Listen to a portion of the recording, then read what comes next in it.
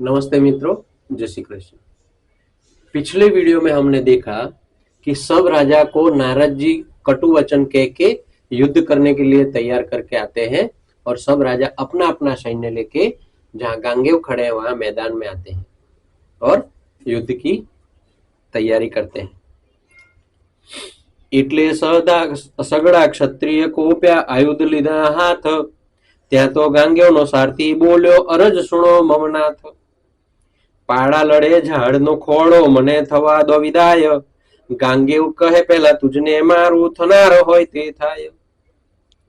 गांगेव अपनी जिंदगी का ये पहला युद्ध लड़ रहे थे और उनका सारथी, उनको ये नहीं मालूम था कि वो किसका सारथी है। कभी कभी क्या होता है कि गलत सारथी अगर आप चुन लेते हैं तो आपको कभी भी कहीं भी छोड़ के चला जा सकता है। ये जिंदगी का सत्य है। हो सकता है कि सारथी को आपकी क्षमता के बारे में मालूम ना हो, जैसा यहाँ हो रहा है।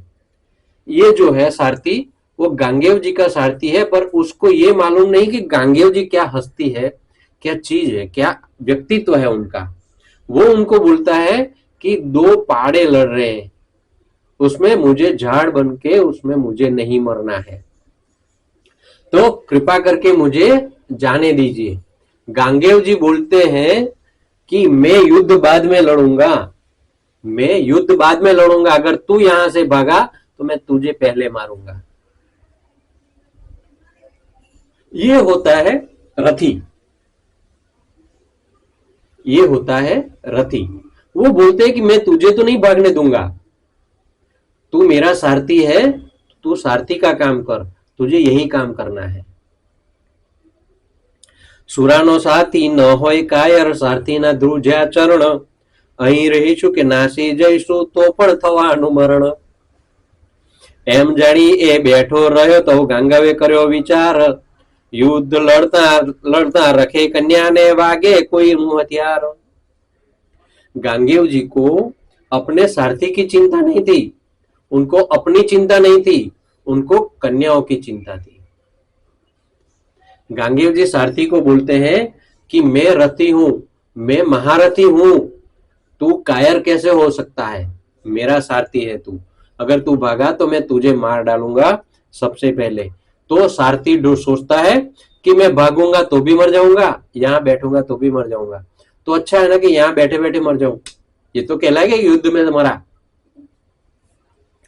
ऐसा सोच के वो बैठे रहता है और गांगेव जी सोचते हैं कि ये युद्ध हो रहा है और पीछे मेरे साथ तीन तीन कन्याएं हैं।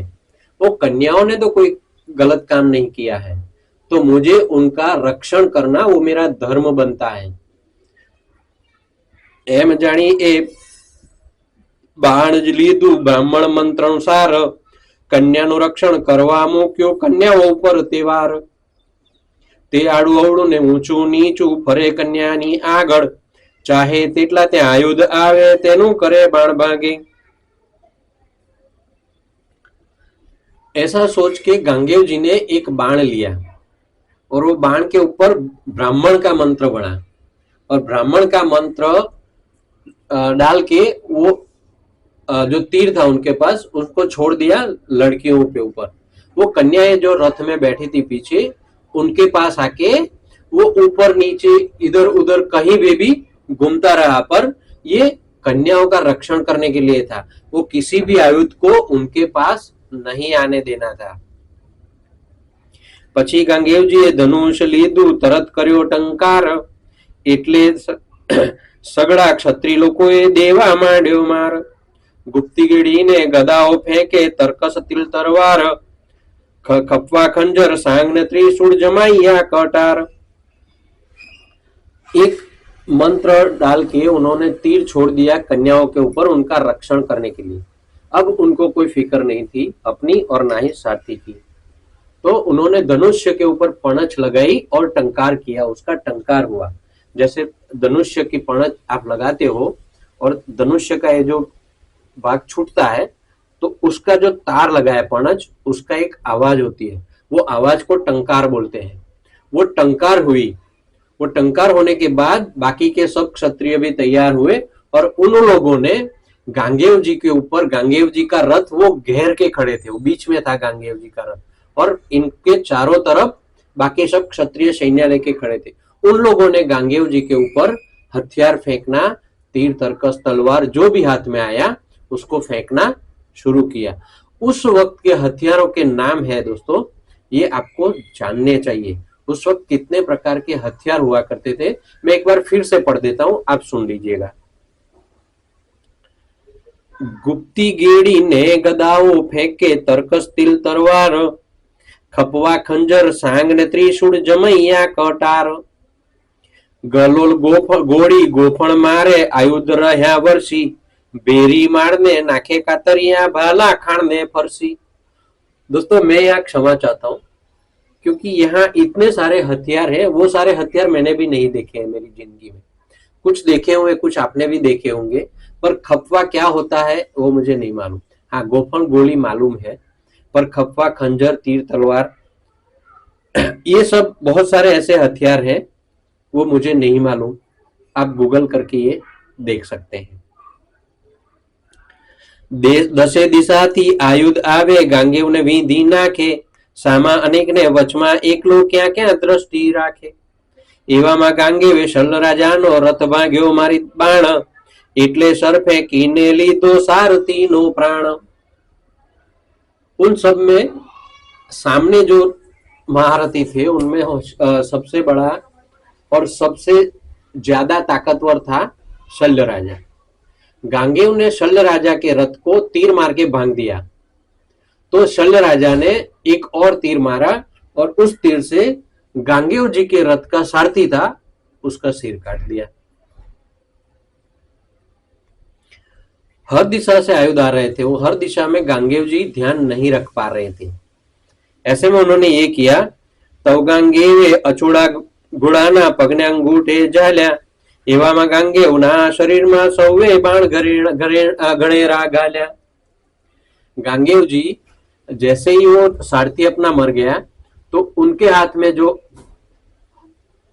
उनकी डोरी थी घोड़े चलाने के लिए, रथ को चलाने के लिए, उस लगाम को, घोड़े की लगाम को अपने पैरों के अंगूठे से बांध रहे थे।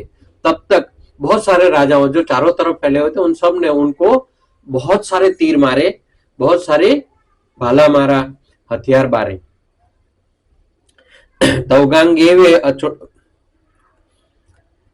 तवगांगेवजी कायर थयो, शोणित धार अंगे छूटे, महा अघोर युद्ध मची रह्यो, नारद जोई का खलियो कूठे। एवामा गांगेवे मरण धारी, अगणितो बाण लीधु एक, ऊपर मोहास्त्र मंत्री ने मार्यो, बाण थया अनेक। सब लोगों ने इतने सारे बाण मारे गांगेय जी को, तो गांगेय जी के शरीर से लहू बहने लगा, ऐसा कहने का तो कोई मतलब ही नहीं था दोस्तों, क्योंकि इतने सारे तीर लगे थे, इतने सारे हथियार लगे थे कि गांगेय जी के शरीर से शोणित धार बहने लगी। जैसे फुहारा होता है, जैसे नल होता है, नल में से जैसे पानी निकलता है, ऐसे उनको जहां जहां भी हथियार लगा था वहां से खून बहने लगा। ये देख के नारद जी को बहुत मजा आ रहा था।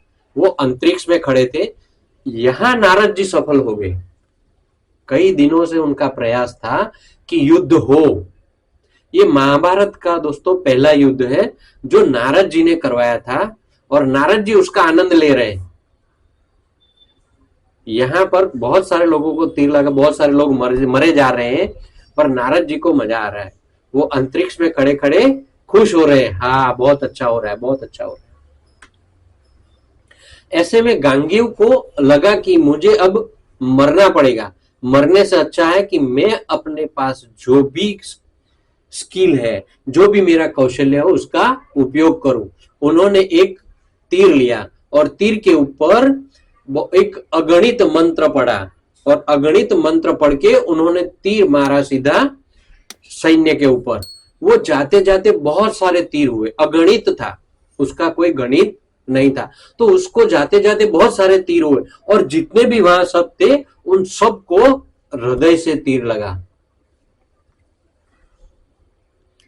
ते बाण वाग्या सकल जीव ने, प्राण ज ऊंचा चढ़िया, घोड़ा ऊंट सुधा सकल क्षत्रि, બેહોશ થઈને પડ્યા. તવગાંગેવે જાણ્યું અહીંથી જઈને જીત્યા એવું કહેશે, પણ આજ મુસ્તી લડતા हार्या निशानी सी રહેશે. अब गांगेय जी के बाण से सब लोगों को हृदय पे घाव हुआ.